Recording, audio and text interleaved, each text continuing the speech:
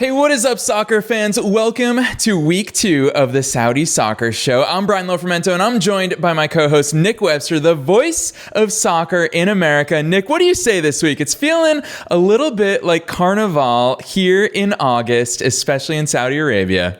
Oh, I'm getting my samba on, Mr. Brian Lofrumento. Lots of Brazilian action going on in the Saudi Pro League this weekend. I'm loving it. Already, we had a few hot takes last week, but in our preseason episode, I said a few things about a certain Roberto Firmino that are coming back to bite me already. Walk us through this weekend's results. Oh, Bobby was simply sensational. I mean, to come out the first game of the season and to score a hat-trick is the stuff that dreams are made of. And, you know, it was funny, Brian, as we were doing the show last week, and I was talking to you about what Firmino brings to a team and the different type of finishing that he can bring.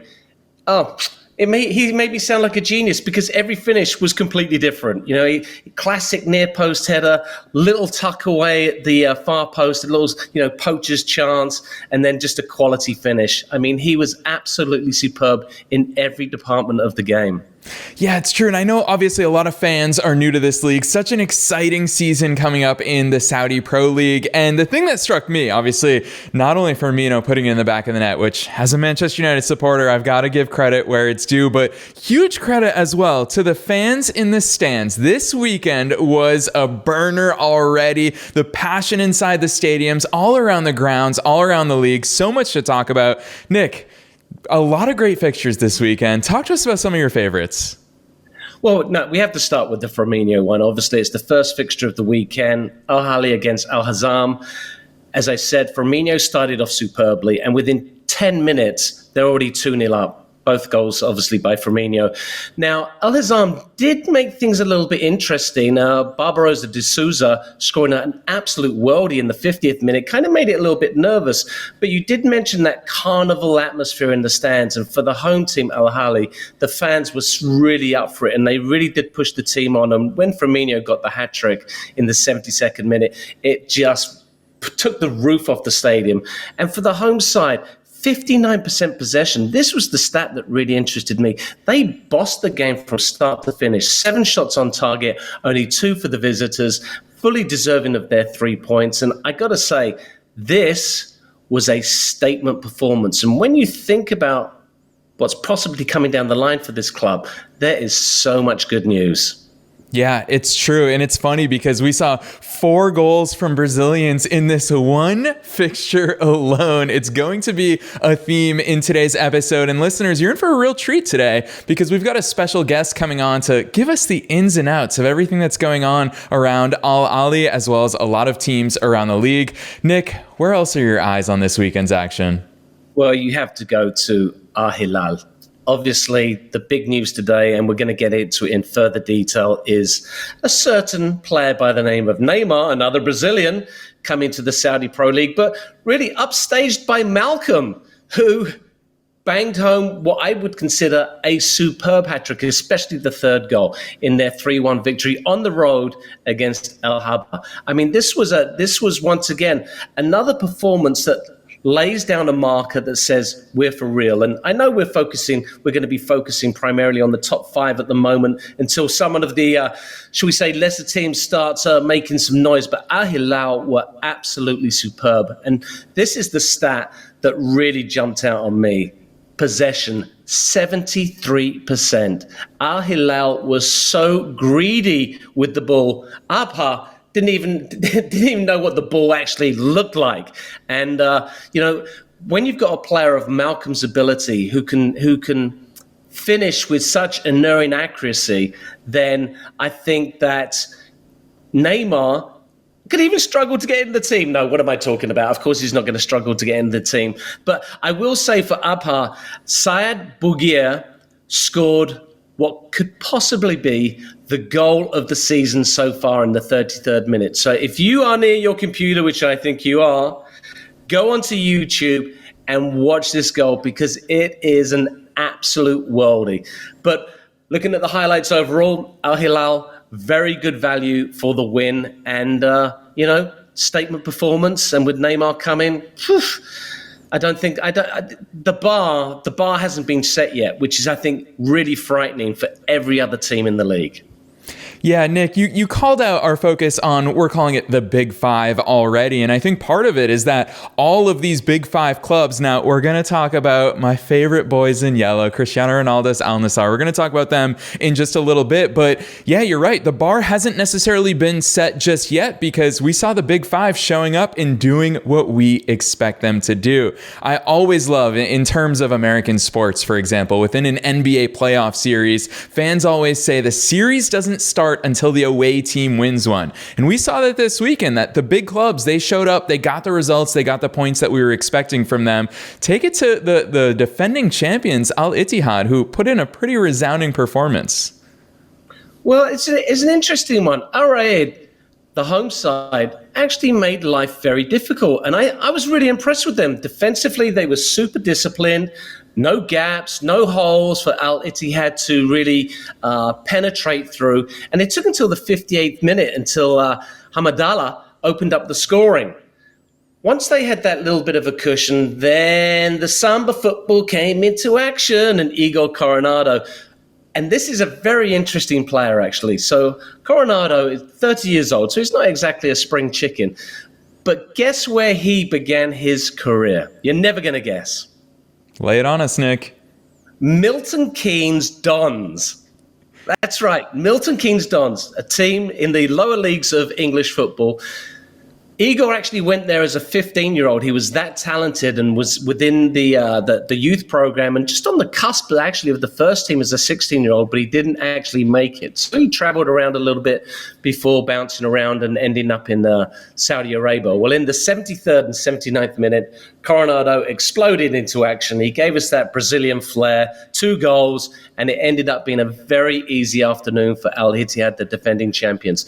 Nice little 3-0 win on the road, but once again, that Brazilian flair is just coming through this league, and I just wonder how many more Brazilians may be making this journey to Saudi Arabia.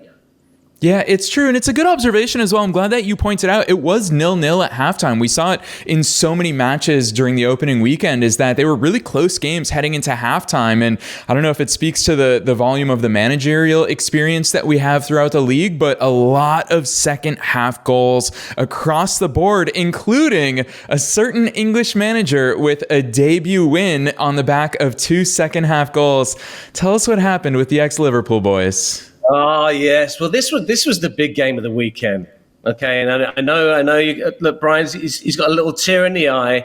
You know, his boy Ronaldo on the losing side, El Attifaq against Al Nassr. It was always going to be, the Ronaldo tale. But unfortunately, Cristiano wasn't fit. Oh, I mean, big blow for the El Attifaq fans who surely wanted to come out and see one of the world's greatest players. But yes, the debut of a certain Steven Gerrard, the debut of a certain Sadio Mane, making his first competitive start in Saudi Arabia. And did he disappoint? Absolutely not. It only took him 4 minutes to get on the score sheet. Bit of a scrappy goal, but you know what? They all count the same as one dinked in at the near post counts the same as a 30-yarder. So Mane gets off on a great foot.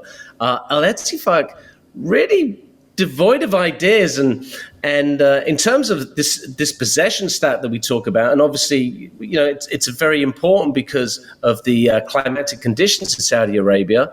Steven Gerrard's team only 40% of the possession, Al Nassr 60%, and looking at Gerrard on the sidelines, he looked like a nervous fella. Don't know what he did at halftime, but it must have been something really, really special. I'm wondering. We'll have to have someone write in or call in and let us know what the Arabic version of the hairdryer treatment is. Very famous term coined by Sir Alex Ferguson's players for the rockets that he would deliver at halftime if the team wasn't delivering. I'm assuming Gerrard gave him a rocket because they came out completely different looking team. Robin Quaison made it 1-1 in the 47th minute. A terrible error, actually, by the goalkeeper of Al Nassr. And I'll give you his name, which is Alaquidi, and he's not going to be very popular because it really was a shocker. Ball came in, nice easy cross for him, and as he came down, he bounced it off his own defender's shoulder, popped off, and it was an absolute tap-in for Quaison. And then just 6 minutes later, Moussa Dembele, we spoke about him last week in our preview show, he gets the winner. Another scrappy little effort, but like we said, they all count. And Al Ettifaq get the 3 points. And this was the interesting thing for me, Brian. The reaction on the sidelines by the coaching staff was almost like they'd won the league. They'd won the Champions League. I mean, it was that expressive. And that really tells me a lot about not only the passion that Gerrard is bringing to his team, but maybe the pressure that he was under to produce a result. Yeah, I love that overview, Nick. I think that if there's one thing I'm going to add to this, new fans to the league might be wondering, well, what the heck happened with Ronaldo's Al Nassr? Last week, we were talking about them as potential title favorites, and here they are dropping points in their opener. Congratulations to Al Nassr, because on Saturday, they were crowned Arab Club Champions Cup winners on the back of a Ronaldo brace. So that was on Saturday. Their match was then on Monday. Nick, not much turnaround time there. And I think it goes to show the added pressures. You talk about the climate already. It's the added pressures, the climate combined with the schedule, clubs going in and competing on multiple fronts. It's something that English Premier League fans are very accustomed to between the League Cup, the FA Cup, the Champions League throughout the season. There's a lot of great fixtures with a lot of players on display. And Nick, I think that's one thing we saw around the league over the weekend is that new signings are being embedded in. They're having time to adjust. We saw some rotations. Not all the top stars were playing just yet, but clubs still grinded out the results. And I know that there's another fixture that you want to walk us through right now as well. Well, look, let's quickly go back to that Al Nassr victory. That is the reason why Ronaldo wasn't in the 11 for yesterday. I mean, it's too tough. There's no way, as great as he is, there's no way he can play 2 games in the space of 4 days. So, yes, we'll have to wait for the debut Ronaldo in the Pro League, but don't worry, folks, it'll be coming really quickly. Yeah, and what a luxury that in the absence of Cristiano Ronaldo, who starts to make his debut and scores in just the 4th minute, one and only Sadio Mane. So love that interjection, Nick. Again, I want to reiterate for new fans of the league, the rotation options on display this season throughout the Saudi Pro League mean every match has got stars, every match has got drama. There's so much to see all around the league. Anything else you want to add in or talk results before we head into today's guest, Nick? Well, I think, we have to talk Neymar. He is going to Al Hilal, and this is where our guest is coming from today. I think this is the biggest statement yet. And it's incredible to think that all the statements that this league has made already, we're not talking about a has-been. We're talking about someone in the prime of his career. Now, remember, when we talk about prime of careers, we generally look at players at the age 28 to 32, 33. Neymar is 31. Let me just quickly go through some of the things that he's done. Played for Santos, 107 goals. Played for Barcelona and won everything, including the treble. At PSG, he's won the league every single year. Quite simply, he's one of the greatest footballers the world has ever seen. And by him now saying, I'm going to go to the Saudi Arabian Pro League in the prime of his career, I think he's telling everybody that this is the league. Now, and I know that we are both fans of the Premiership, but I am spending my time watching highlights from the Saudi Pro League, not the Premiership at the moment. Yeah, it's a really bold claim to make. And we also heard Cristiano Ronaldo talked even more in depth about that exact topic over the weekend, which we are for sure going to address his comments and so much more at the end of today's show. But Ronaldo even warned. He said, hey, the quality of the Saudi Premier League is on the rise, whereas the quality of certain European leagues is also on the decline. And when you combine those factors together, there's no reason why more and more fans aren't coming to the Saudi Pro League, Nick. And that's why we're so excited to be part of this season's action and to bring all these updates, including special guests, to fans all over the world. So, Nick, what do you say? Is it time to cue up today's special guest? All right, so we are so excited to be joined by the one and only Gregoire Akcelrod as part of our first episode with a guest here on the Saudi Soccer Show. Gregoire is a former footballer himself. He came up through academies in France, and he is now an agent. He's a journalist that covers the game, that has a lot of say into the deals that are happening, as well as that. So Nick had a chance to sit down with Gregoire this past week, so I'm not going to say anything else. Let's dive straight into today's special guest, Gregoire Akcelrod.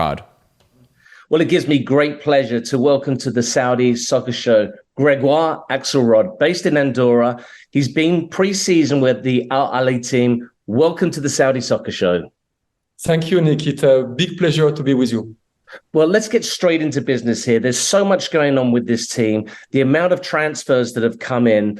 Let's go through them very quickly because it's so exciting that the Saudi Pro League is getting these world-class players, in particular, this team that is newly promoted. So let's start with Edouard Mendy. Very expensive goalkeeper. He's come from Chelsea. What's the thinking behind signing Mendy? I think Saudi people understand how it's important to have a goalkeeper, because we saw with the Chinese league, it was forbidden to recruit foreign goalkeeper. And they have so many stupid goals. So now they want a strong goalkeeper. And Edouard Mendy was one of the best in France with Rennes. And he showed also with Chelsea the quality. So I think they go step by step. First, goalkeeper. After, the striker with Roberto Firmino, who is an incredible star. For me, he's the same level than a little bit less than Ronaldo or Benzema, but he's just close. Talk to me about the qualities that Firmino is going to bring to the league. So little is known about the SPL. Prior to Ronaldo's signing, really no one was talking about the Saudi Pro League. Obviously, with the arrival of Cristiano Ronaldo, it's now becoming one of the most popular leagues in the world. Roberto Firmino has been a superstar his entire career. And there's so much intrigue about the transfer fee. Did he come on a free? Was it 18 million euros? Perhaps you can shed some light on that. Yeah, Roberto is different because he's young. He's only 31. And if you compare to Cristiano, who is 38, and Benzema, 36, I think. So it's a big difference because it's unusual in Middle East to have young players who can still play 3-4 years in Europe and join Saudi. Alan Saint-Maximin from Newcastle is 26. And for me, Alan will be the best player in the league. Listen, he signed, he had one training. The next day, we play against Al Shamal, a club in Qatar. He destroyed everybody. He was impressive. Really, really. I think Saint-Maximin will make the difference and all the fans will be totally crazy with him. Yes, so Maximum is one of these players that can seemingly conjure something out of nothing. Within the style of the Saudi Pro League, what qualities do you think he's going to bring and why will he excel at this level? For me, I like Alan Saint-Maximin because he played in middle-class team in Newcastle. And when you play for big clubs like Man City, Liverpool, you are used to have superstar with you. But when you play with a middle-class team, you need to make the difference alone. And that will be the little time to adapt. For example, with Alan Saint-Maximin, who will go immediately and be very efficient. And for example, player like Riyad Mahrez, who come from big club, and maybe it's a different level, of course, to play against a team who doesn't have 11 world-class player. We have 7, it's good, but still it's a small difference. You bring out Riyad Mahrez, and he's one of my favorite players. I mean, his left foot can make the ball talk. He comes from Algeria, and I'm just wondering when we look at the environment and the climatic conditions, so different to England. You know, we're looking at England usually very cold, usually very rainy. Obviously, Saudi Arabia, the temperatures are very high there. Mahrez grew up in Algeria, a very similar climate to Saudi Arabia. Do you think that's going to help him adjust a lot quicker? It's funny because Riyad Mahrez, for example, and Edouard Mendy, they play African Cup of Nations. So they know what is it to play in Africa in very difficult situations with the pitch, with weather. So for them, they are more used than, for example, players like Roberto Firmino. But no, I don't think it will be a big difference for them. But of course, it's difficult because it's sunny all the year, and your organism needs a little bit of time to adapt. But the player who played African Cup, they are used to. I'm not scared for them. Talk to me a little bit about the conditions, because I think the general sense is that it's very, very warm in Saudi Arabia all the time. But I've done my research, and it seems to cool down quite a bit in the evenings. And I am assuming that's when many of the kickoffs are happening. Yes, in fact, in Saudi they only train the evening. No one club trains the morning. Some coaches try, but it didn't work. And the training is at 7 p.m. In Saudi. So all the day it's difficult for the players. So they have a lot of gym. But in Europe, it's better because you train at 10 o'clock until 11:30. And after you can rest, you can go to bed and sleep afternoon. And now all the day, you need to wait for the training. And when you finish late, you need to eat late after. So for me, it's a small problem to train the night. Talk to us quickly about the manager, Matthias Hassel. He's German. I understand he's very methodical, but he's progressive. He's a young coach, and obviously there's a lot of pressure on him, because when we look at what Ahli has done in the preseason, they've been one of the big spenders. How much pressure is he under to deliver the goods, and where does the team need to finish? So the pressure is maximum in Saudi for Ahli, for everybody. Reality is Matthias is a very good coach because he knows how to develop players. And for me, the key in Saudi is to manage the 15 players who are not foreigners, because all the day you have to train with them. You have to play with Saudi. So he will make progress. He will make a lot of progress with them. And after he's very charismatic, very professional. But after Saudi football is different than Austrian football. Huh? So he did well in Champions League, and it will be very interesting to see. But of course, they need to finish top 4. And I think all the fans, they want them to be champion. When you look at the competition in the league, who are the big threats to this club this year? Me, I believe Al Nassr with Cristiano, because he's so a big leader that he can change a team. And after all the team change, I think it's never happened in the history of football to have such a revolution in so small time. Because 6 months ago, nobody wanted to go to Saudi. Really, nobody, before Cristiano. And now, I have so many players, agents who contact me. Listen, we bring Franck Kessié from Barcelona, Roberto Firmino, Liverpool, Riyad Mahrez, Man City. On this club playing second division last year. Imagine if we do the same in France or in England. We take a club from Championship and we bring them so many crazy players. It's never happened, this. It's something crazy, and they have a plan for 10 years, and they are very, very serious. So Saudi is the future. It will be like the NBA in basketball in US. Talking of crazy, I heard a rumor just yesterday that if this league keeps on growing at the pace that it is growing, there's a possibility of an invitation to the UEFA Champions League. Have you heard about that rumor? No, I think they are only focused on their league now. But I believe that the Super League could happen with them, of course. And for the Champions League, I don't know. I think we need this superstar. And in Europe, we are the big loser because we lose the best talent. And when we go to see Man City played, we don't go to see the center back. We go to see the Riyad Mahrez.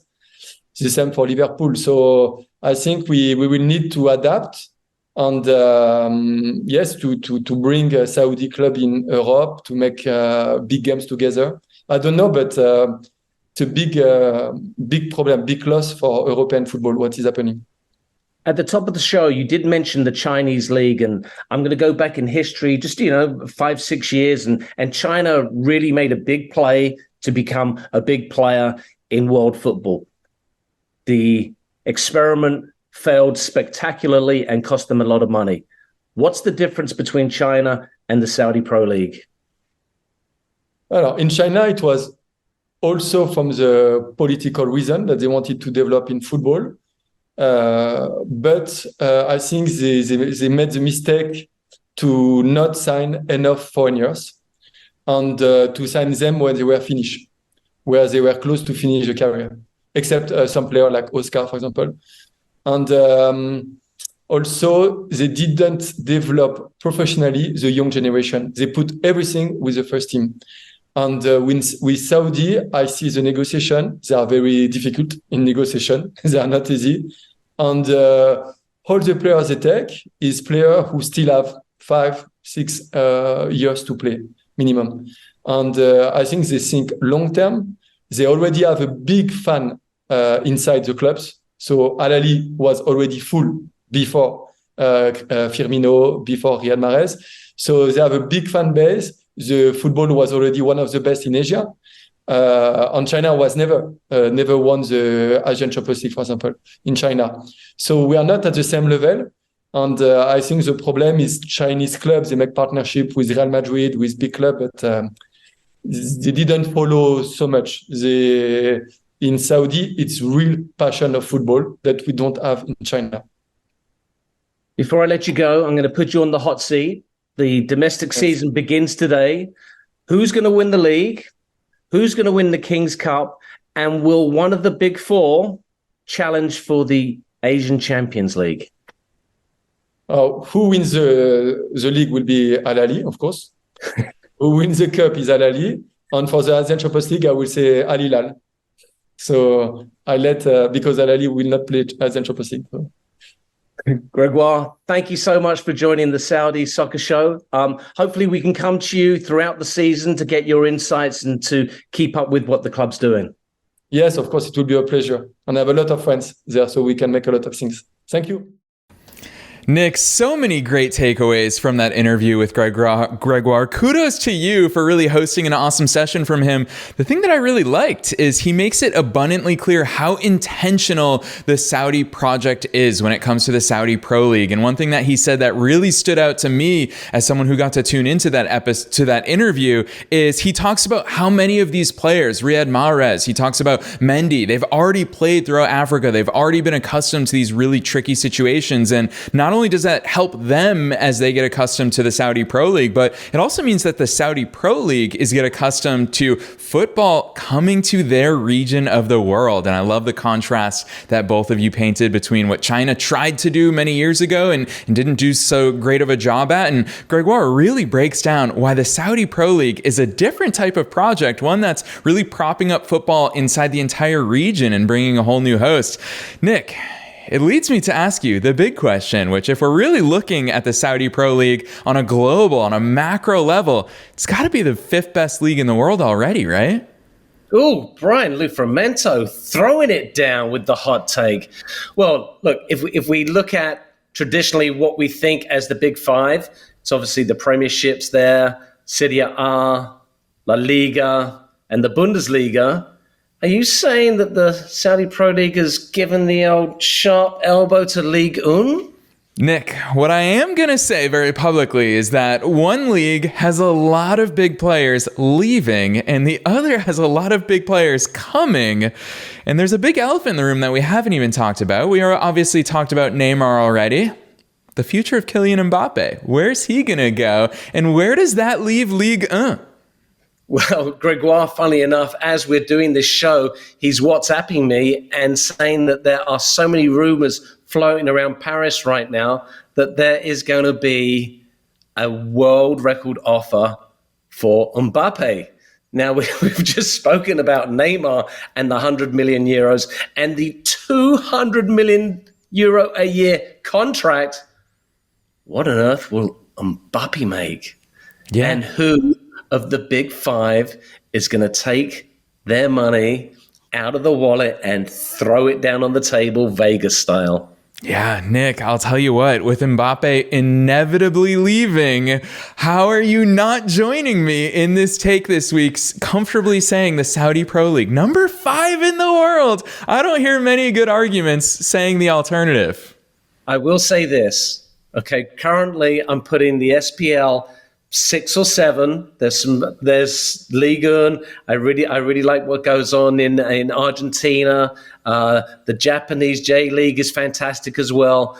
But if Mbappe leaves and goes to the SPL, I may have to say we're not talking 5, we're not talking 4, we're talking maybe 3 in the world.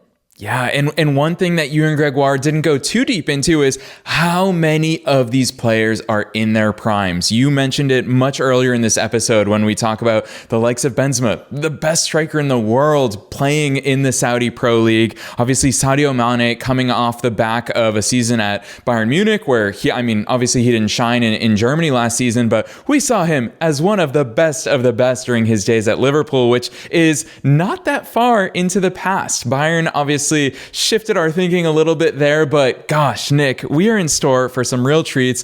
Where are your eyes at for this weekend? What are you looking for in the coming month? August is obviously a big month on the football calendar. What can we look forward to over the next week in the Saudi Pro League? Well, to be fair, Brian, I'm still luxuriating in my samba. I wish you could see my footwork. Okay, I'm feeling Brazil, and if you look behind me on my other shoulder, there's one of the most iconic pictures in world football. Bobby Moore and the great Pelé embracing after their classic 1970 World Cup encounter. Pelé, the greatest Brazilian player of all time. May he rest in peace. I loved him as a player and as a person. And now we have these Brazilians who bring so much joy to the game of football. And they're all coming to the SPL. So that's my takeaway from this week. And I'm hoping to see more Brazilian Jogo Bonito next week in the SPL.